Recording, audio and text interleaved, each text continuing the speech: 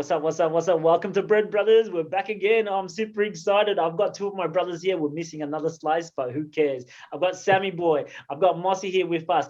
And this is a very exciting topic for us because I think a lot of people are actually thinking of this question right now.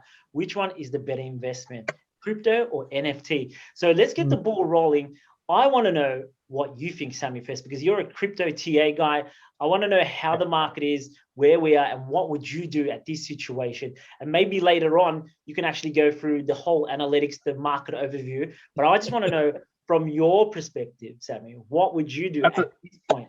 That's a wonderful question. It's quite a loaded topic. So I'm going to answer what I think, and then the second part, what should someone do coming into the market in Q4 2021 in this crypto or NFT mania. So what I did was, I'm not someone that takes a lot of risk. So to counter that risk, you have to educate yourself. You have to get some tools to your disposal. I learned technical analysis and a little bit about fundamental analysis. I learned how to take calculated risk. I learned how to, and it's experience too. I learned how to manage my risk to reward and cut off your losses, that kind of stuff. So when you got these tools to help you analyze the market and understand things a little bit more, you can actually take more risk because like all of us, we're ethnics. Ethnic parents usually say, don't take risk.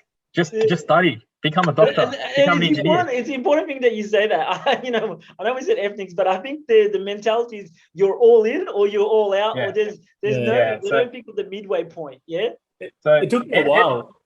Ethnics take a risk by going to a completely different country, not understanding the language, but then that's it.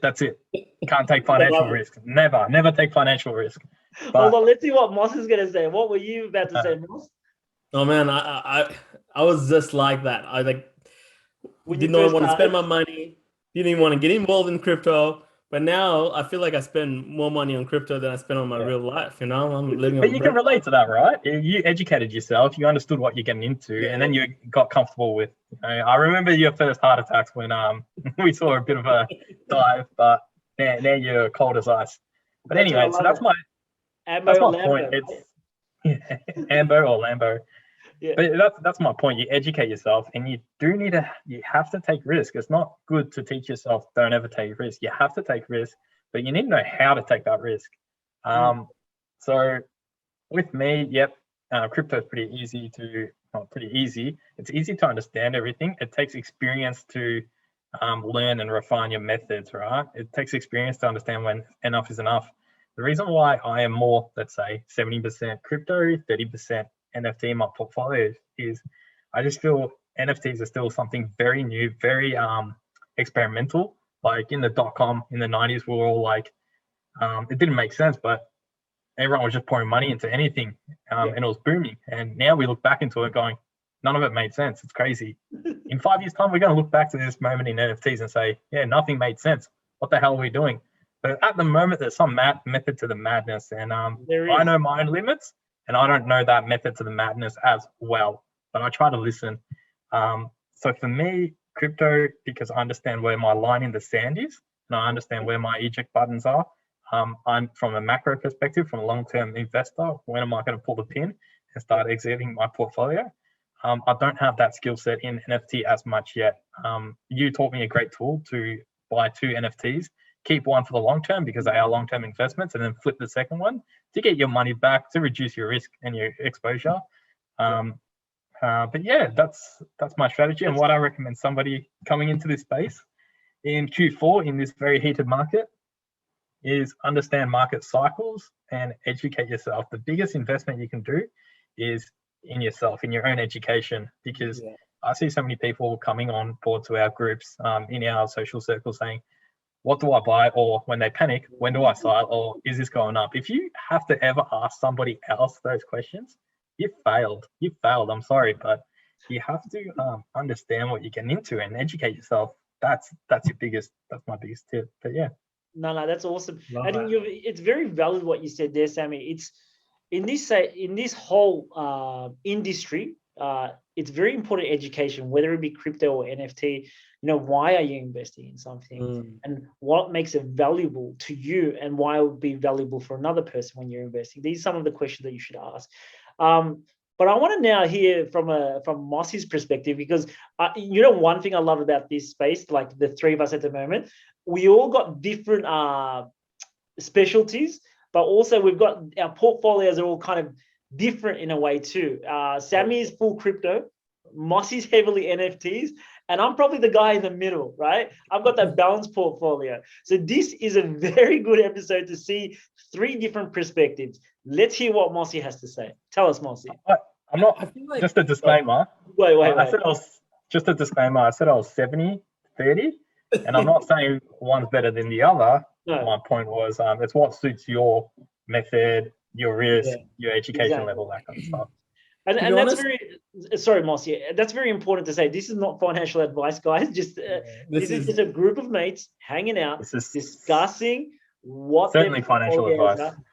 Just to, maybe something that we discussed may make sense to you, or something that you didn't consider before. I'm like, hey, hold on, that personality suits me more, and maybe I should go along those approach, but this is not financial advice, right? Moshi, let's get back into you, Moshi. You're the NFT man. Let it go. Tell us. Honestly, give it to me. NFTs was just easy to understand. Wow. You buy a picture, you sell the picture, right? More than that. That's mind-blowing, right? Because it's just like click and buy and sell. You know what I mean? It's because it felt more natural to do so, because you kind of understand what you're actually purchasing. Yeah. Where in crypto, even if you know the fundamentals and you know the TA side of things, you might get what you're trying to purchase and you understand the charts.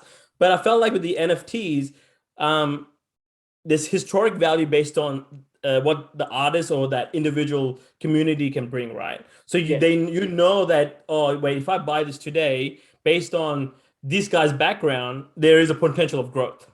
Yeah. I also felt like it was just more simple to connect with the larger audience, because, if it is gaming, or if it is, art, or any other, avatar projects or anything like that, it's easy to connect with an individual person, where crypto is more broad, in a sense of broad in the sense of like you need a bit more education on it, whereas NFT you can kind of funnel a certain artist. Exactly. Certain artists or certain likes, you know what I mean? Like if you like a particular art form, you can actually follow that. If you like animals, you can follow that. If you like, cars or games or anything like that, there's a lot of things that you can connect with people, right? And that's what NFT brings. It brings that community, that connection. I just felt like, it was just a place to be. So, my risk factors, in crypto, like I've taken a lot of heart attacks. I've been in emergencies. He's been in and out of hospital like for 6-9 months. But the hospital knows me my first day. Without they see my face, they're like, "This guy ain't a COVID patient. He's coming in for something else, right?" and I went through that journey, and I felt like it used to hurt me more, because you staring at a dollar sign. Somewhere in your mental mind, you're like, "Oh wait, that affects me more," right? Because you're like, shit, 20K lost or whatever the loss is. You're like, oh, wow, I feel that. Where in NFTs, you don't really feel that, right? Because you see it more as an investment. Staring at an image. No, it's very important. And I'm going to cut, and I can really relate to what Mossy's saying there, because I guess with the NFT space, you don't look at the dollar sign, you look at the Ethereum value. Well, that's what we mainly use, right? So you're looking at, did I stack my Ethereum? Did I turn my 1 Ethereum into 15 to 20 Ethereum? So, from a crypto perspective, being a crypto guy too, you do focus more on the dollar sign as well. I can really understand what you're saying, Bob. The dollar sign used to get me. It is psychological. There are, if you just dropped out. Oh, sorry, my camera died, guys. Hold on, I'll come back. But it is psychological, because even, wait it out until you No, it's all right. We're all live, bro. We're all. Oh, you're rolling. Okay. We're here, man. We're here. We don't cut.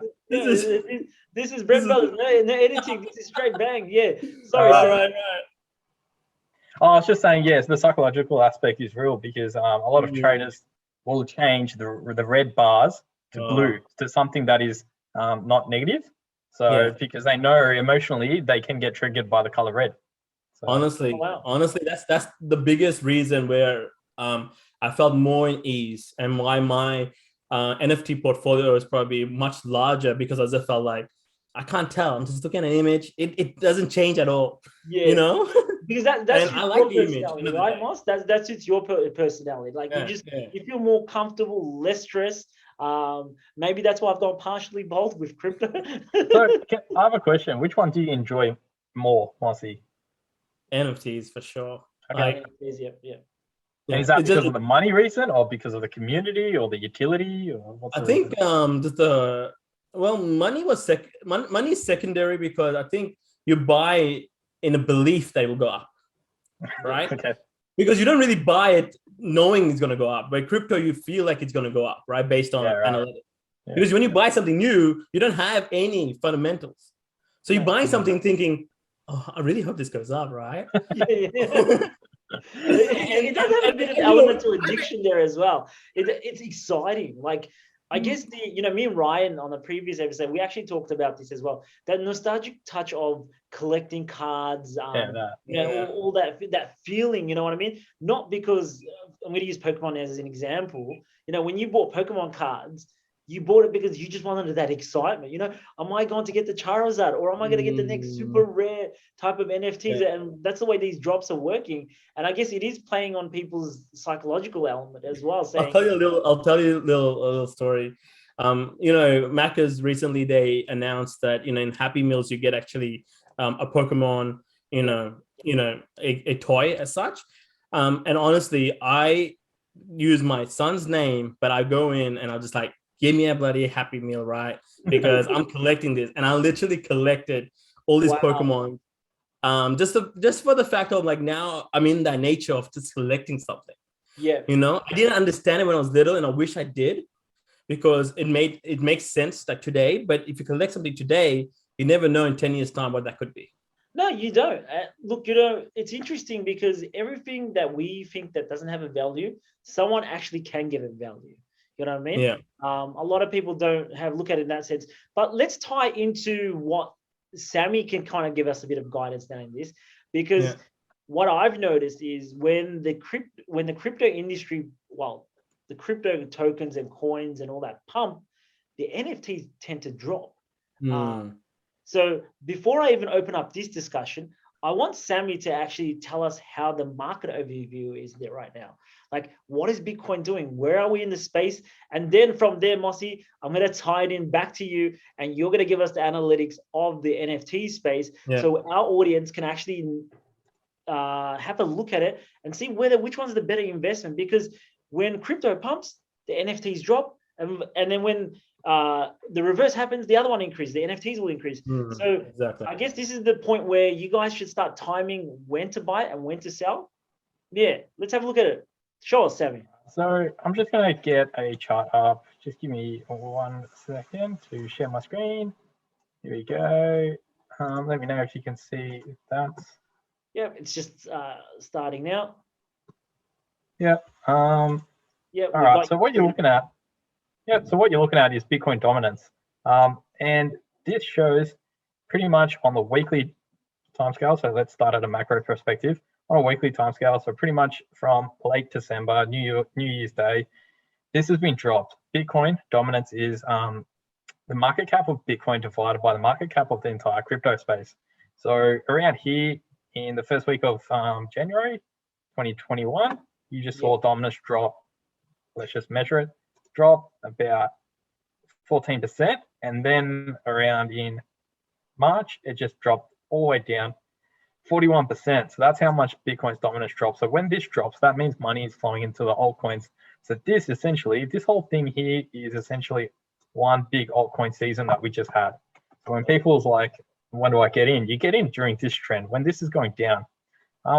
When we had the May dump, Bitcoin dominance started consolidating. And if I go into the daily view, you can see what this is. It's pretty much a rising wedge. And these break bearish most of the time. You can look it up on a website called the Pattern site, what a rising wedge is, and 70% of the time they do break bearish, and this did. So when it broke bearish, it gave us another altcoin season. Not as much gain, but that's when, if you're a trader, that's when you're making money. Pretty much from that July to September. What happened? It was in this falling channel. You see that channel there? Yeah. So again, between the two red lines, you can see the candles gone down, guys. Yeah. That's what he means by channel. Yeah. So what happens here? These eventually do break bullish. 70% chance of breaking bullish, around that percentage, and eventually it did. So then it was warning shot number one that the trend has changed. This altcoin season, it's subject to change. And what happened is it went sideways until this moment here. I'll just take off these moving averages because it might confuse us for this conversation. Maybe it might be easier for the audience who are watching this. Yeah. So in October, we saw a massive pump in Bitcoin dominance. So what actually happened in October is Bitcoin started pumping, and this is pretty much called Bitcoin season. It's opposite of altcoin season, when Bitcoin outperforms the market. And you can see, this is why I started on the weekly view, because we actually had an important, we're at a crucial moment in the market where we got to decide what's going to happen. See this long trend line? Bitcoin dominance came down, touched it once, touched it twice, broke it, came up, retested it, resistance. Now it just broke it on this weekly candle. It's looking at breaking it. So this is what we call a macro resistance and support line. And it had it at support, resistance, it broke it. Now it's looking at support. Yeah. If this breaks it, what we're looking at is a potential double bottom reversal. A double bottom is when the price action comes down to 2 points, reverses, and it pretty much goes up. So this is a bullish pattern, meaning if this breaks the neckline, like through here, we could get a rally of Bitcoin dominance even more. So my point is, we're in a Bitcoin season. If we break this neckline, meaning that the Bitcoin price, meaning Bitcoin's outperforming. That's right. Bitcoin's outperforming all the altcoins pretty much, except for small caps. If you're good at finding those small cap gems, yeah, they might do better than Bitcoin. But we're in a Bitcoin season, and if we don't get rejected by this macro trend line this week, and we do break this neckline, we're going to see Bitcoin dominance shoot up even more. And if I turn on the VPVR, which shows us areas of support and resistance, you can see we had a cluster of support here, but then we've got no support in this region, meaning Bitcoin dominance can easily, Bitcoin dominance can easily go through this region and as high up as 58%. It's not all too bad. If Bitcoin dominance goes up, it means altcoins doesn't perform as much. I would, rather than aping into Bitcoin and aping out of altcoins, you're going to lose money that way because you're not going to be able to time the market that well. My advice is to just load up on any altcoins that you know and you're investing in. It's a time to buy them before they launch, pretty much. Because the higher this goes, remember, the higher this goes, it's going to come back down. And when it comes down, all of that money is going to flood into the market. And the final way to gauge this is to look at the big daddy Ethereum against Bitcoin. So this is called ETH. This is Moss's territory. Moss loves Ethereum. Yeah, so this is ETH BTC, and I've drawn this on a weekly chart. We can see what's going on the macro trend. So we've got this line of resistance here, resistance. Draw that line. We've got this line, support. Really macro trend, guys. From all the way from 2019, this has been relevant. So usually this is a rising broadening wedge, which you can read about it on these websites here on the patternside.com. It talks about being a bearish bias pattern. Generally, they break bearish, but when they break bullish, on the odd chances that they break bullish, they break it and they snap exponentially. And you can see Ethereum against Bitcoin did it.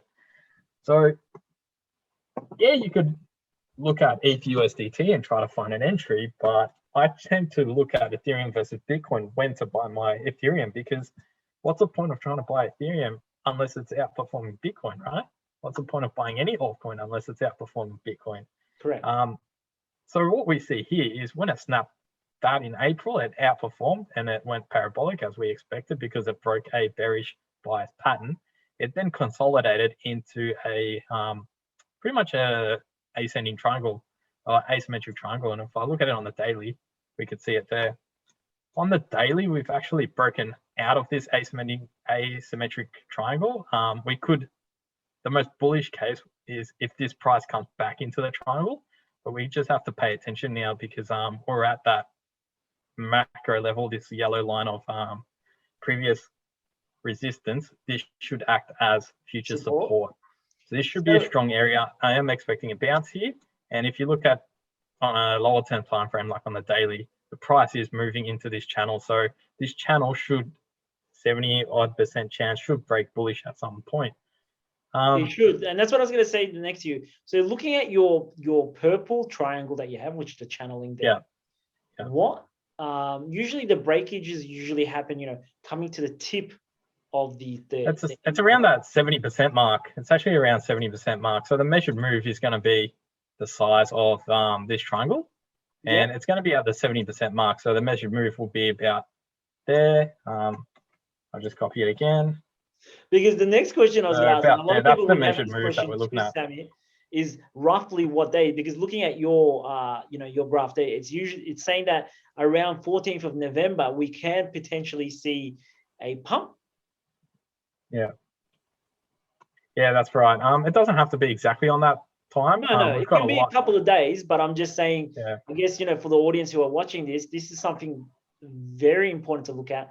When are we expecting the potential pump? Because then you can strategize when to move into certain coins or NFTs, and we'll discuss how this affects NFTs shortly.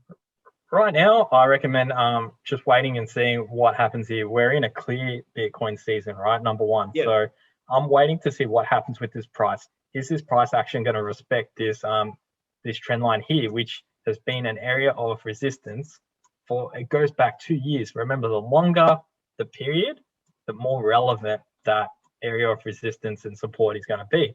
So we better get some strong support here. If you're risky, you might want to start buying Ethereum at that point.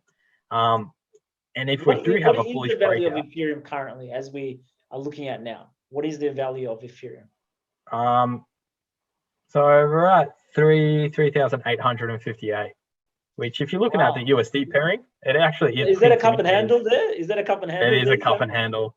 It is printing a bullish cup and handle, which I think the moment this cup and handle breaks out, you watch. The moment this breaks out will be the moment ETH BTC breaks bullish. The moment ETH outperforms Bitcoin is the moment ETH will launch out of this cup and handle. We could get another handle form, like go through another round of consolidation, but the bottom will be higher than the previous handle. You could get that, or we could coil up and just launch out of it. So it is worth it. Measured move for this is pretty much from the neckline to the bottom of the cup. So we're looking at something like that, just roughly put it on the breakout area. We could be looking at around 6,000. That's a measured move target. People take profit on the way up, but no overhead resistance. But that's where we are with the market. You generally use ETH, BTC, and Bitcoin dominance to gauge where we are. Dollar cost averaging, if you're not as strong. What do you guys think? Got any questions?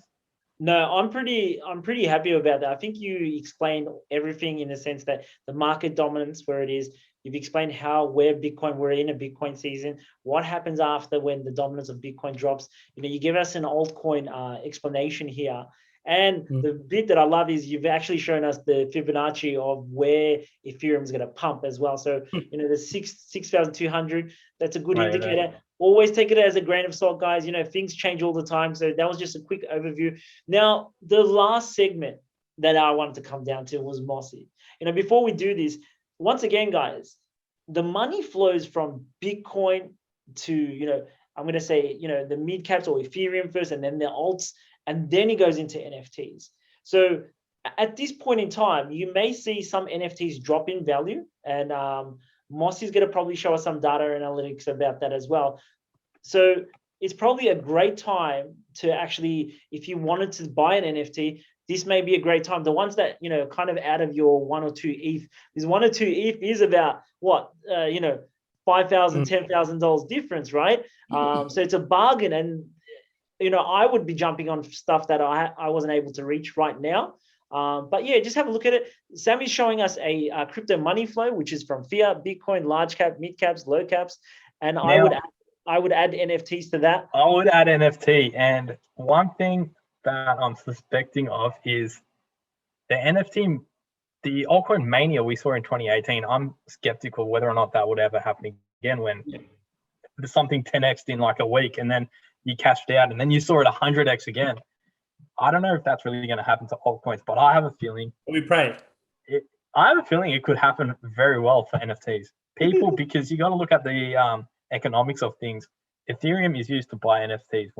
If Ethereum 2x, 5x, or 10x's, people are going to have a lot of ETH, and then they're going to just ape in. Like 2 ETH is not going to mean anything to them. Like if they've stacked a lot of money, they're going to ape into NFTs. So we're going to see a lot of 6-figure, 7-figure NFTs popping, I think. That's what we're hoping for. That's why I'm the middle guy, I would say. That's why I try to have 50-50 in both portfolios, where I'm like, I have better in both industries. So if one performs well, I'll be happy. If the other one performs well, you've diversified. But that's me. That's the way I position myself, guys. I position myself because I took some of my crypto gains and I put it into NFTs. And then I did the same thing again. I took some of my NFT gains and put it back into crypto, and I balanced it out. But that's just me.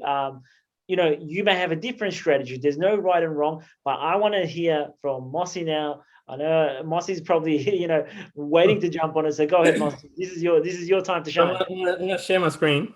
Let me know if you can see my screen. Yeah, definitely. But this is Dune analytics.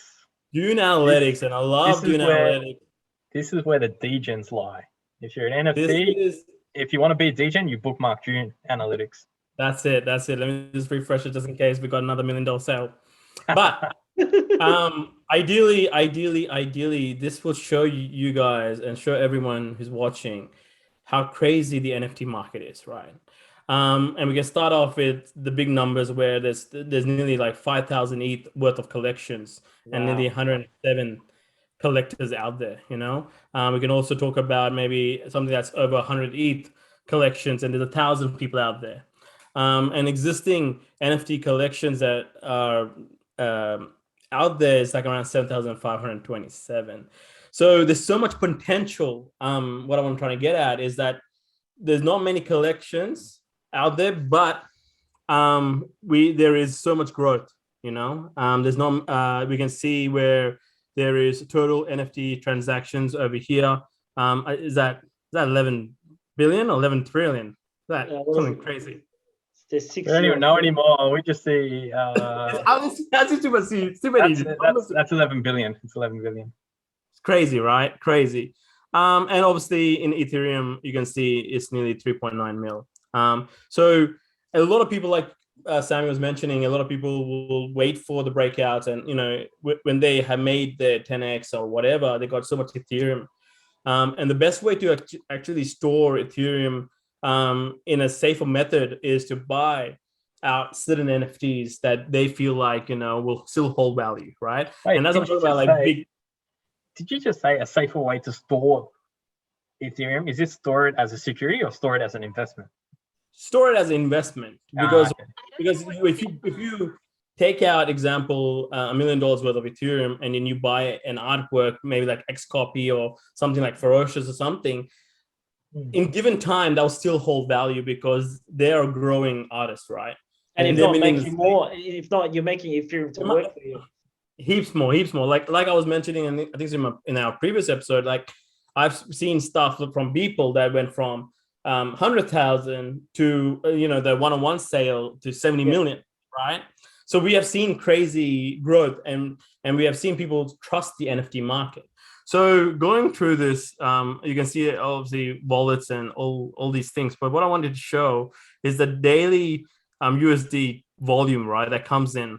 And you can see just yesterday, just in OpenSea, there was 51 million. Inflows? Like, what is this? Is this inflow or volume traded? Inflow. Wow. Yeah. So and you can see in the past 3 months, in the weekly, you can also see that there's a lot of volume that's coming in. This just shows just how early we are, because 50 million is nothing at the same time. Like, people couldn't even comprehend Bitcoin having a market cap of $1 billion. But then here we are. Look at this, at peak in August. Yeah. Just based on OpenSea, even Lava Labs, which is CryptoPunks, a individual project did 141 million. I think that's when Top Shots came into the picture around that time. No, not sure. I think because Top Shots, I think they came a bit later or a bit earlier. I think. What do you think? What's going to need this to take it to the next like $1 billion daily transaction volume, do you think it's like the next level gaming? Like imagine if Grand Theft Auto implements NFTs in their ecosystem, where you could wear some sneakers in their game and then have those shoes in another game. Do you think it's the gaming sector, or is it yet to be? I think the gaming sector is where people are gonna be seeing the future. You can see like Epic Games came out going, "Hey, we're not implementing, but we actually support blockchain and crypto games right now." And they have Fortnite, right? So imagine you buy skins by using the Ethereum blockchain, and then you trade, and buy different type of skins or games. How much value would that be? And you know how big of an audience that Fortnite also brings right now.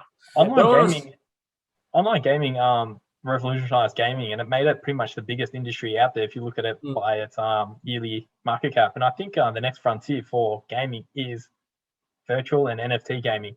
It's just going to be, the economics of it is going to be insane. The industry will be left behind.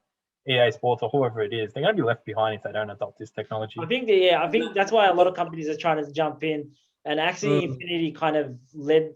Well, I'm going to say is one of the first that kind of revolutionized the crypto gaming industry.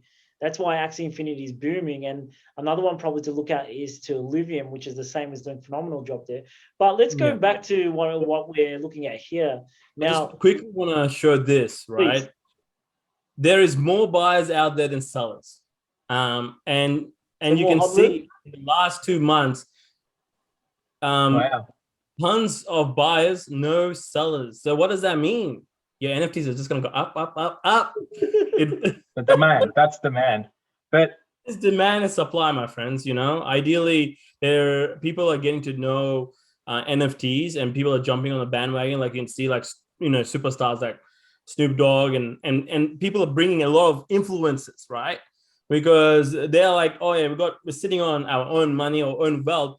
I'm done with the normal stuff, which is real estate or commercial investments. Snoop Dogg, tell me why you're buying a dog for, right? And then you can buy a virtual dog. You can buy a virtual dog. Why are you buying a frog for $3 million, Snoop Dogg? But it is what it is. Moshi, I'm going to stop you there for 2 seconds. So you're saying to me that there's more holders in the space. There's more holders. That's what I'm saying. Yeah. So tell us, walk us through, where can you see the data on? I know you showed. Is there anywhere else that you can see this, that there's holders, or is this it that you kind of tend to look at, Moss? Is this what you do to see? I look at this because it presents easier. But obviously in Etherscan and stuff like that, if you really want to pull it up, you can actually see the holders, right? So what I want to show is going back to the buyers. As you can see, there's more buyers out there than sellers, right? So there's more demand than the supply that is there. So ideally, this is a good indicator to show that, everyone is looking into the NFTs. They've been hearing it. And like I mentioned, Snoop Dogg and certain other bigger influencers are coming in because they're like, where do we go with the money now, right? They made the money with the normal investments, stock, real estate. They're trying to stay relevant. Yeah, that also. But I think so now they're just picking up that you can make more money, right? Absolutely. They're at that age where they go, when music ain't doing it for me right now, I'm going to make more money, right? Where else can I invest, right? Yeah. So ideally, I'm actually looking at all of this, I'm pretty bullish on NFTs. And that's why I just love to figure out wow, what is the next thing? What's going to happen? And we touched on it where I feel like, the gaming and the utilities is going to be the biggest thing in what NFT can provide, right? With the gamings, I feel like there's already Axie Infinity, which is doing wonders, but there's going to be tons more out there right now where they're all building. I've been coming across a lot of projects. Another project I came across was, crypto unicorns. All right. And he's dropping some alphas for us. They recently got a $5 million investment, and they're claiming to say they're going to be the next big Axie thing out there. Really? And the thing is with those games, the games is obviously blockchain based, but it's so much you can do with it because you can actually trade the actual unicorns. You can have land. You can actually have breathing. You can actually farm stuff. It's crazy. Anyways, we'll get to that another day. Yeah, that's But probably for another episode. You know what? I'm going to dedicate an episode just for Mossy dropping. I think for just gaming about it. We can look at all the gaming NFT projects that are going to come out. I'm down for that. I'm sure a lot of our audience will be looking forward to that episode, Moss. But coming back to this, walk us through. Keep going, Moss. So coming back, like I was saying, like, you can see the monthly dominance is still so high, right? There's still 9 billion that goes through it. Whereabouts are you looking at exactly? Sorry? Just over here. Yeah, okay. So and then, OpenSea monthly dominance. Monthly. OpenSea is like the biggest, NFT platform right now, where you can buy and sell NFTs. And I know, there's Coinbase NFTs that are coming out soon, and they already claim to say that they have more users than OpenSea. Well, whoever's claiming to have a spot in it. But saying that, I feel like, at the moment, NFTs is just getting started. Like I mentioned, there's not much supply, and there's not much people involved in it. So we have more ways to make money, and it's more fun. So I'm bullish on the gaming. I'm bullish on the NFTs, where they provide utility. Certain things like the MetaKey and some others that are out there. Where they provide experiences and unlock all these features and perks, and I'm all about that. So that's the biggest thing at the moment. Ideally, right now, everyone's scared of where to go because of Bitcoin is just strong, right? It's just whipping everyone. So once that happens, and like Sami said, once it flows into the Ethereum, and that's when you have touched the heart and soul of all the NFT collectors out there.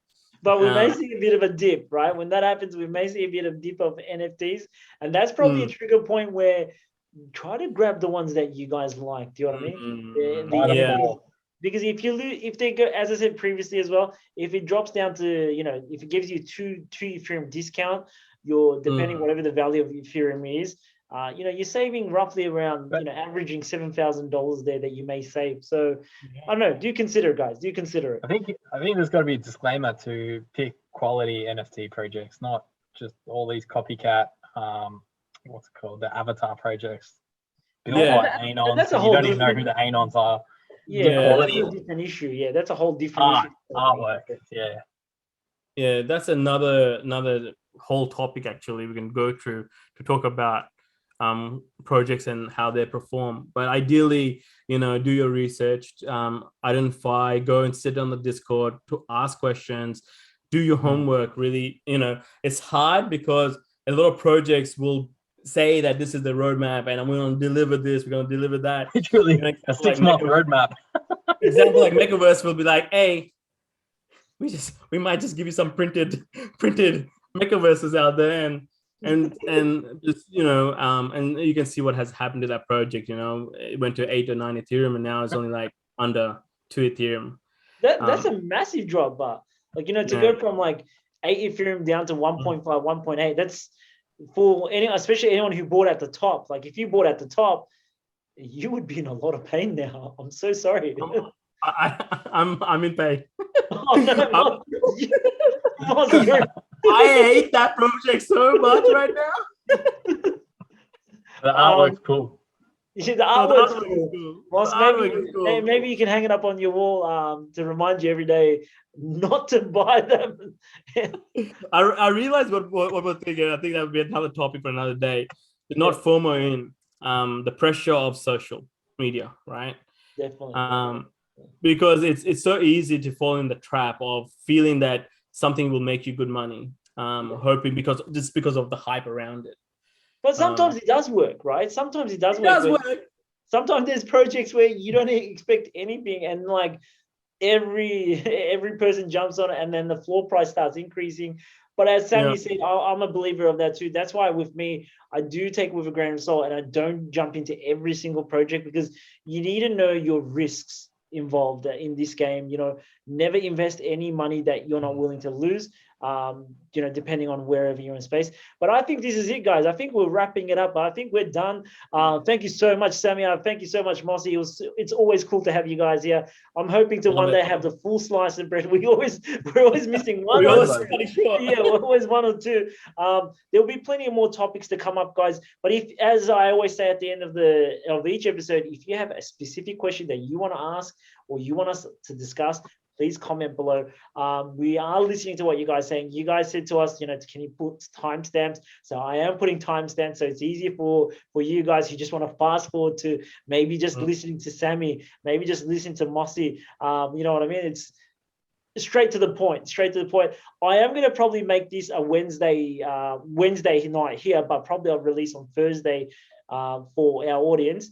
I'm going to try to bring these boys every week, so Sami can give us a bit of an update on the crypto market. So if you're in crypto, Sami will give you a TA and roughly where we are. And if you've got a specific analysis question, please pop it down. And I'm going to use Moshi as our NFT guy. Like, he's our specialist in regards to that. So we're going to pick Moshi's brains in regards to what projects are coming and how the market's looking. But thank you very much, guys. That's it. Have a great night. See you next time. Peace out. Peace out, guys. Thanks a lot.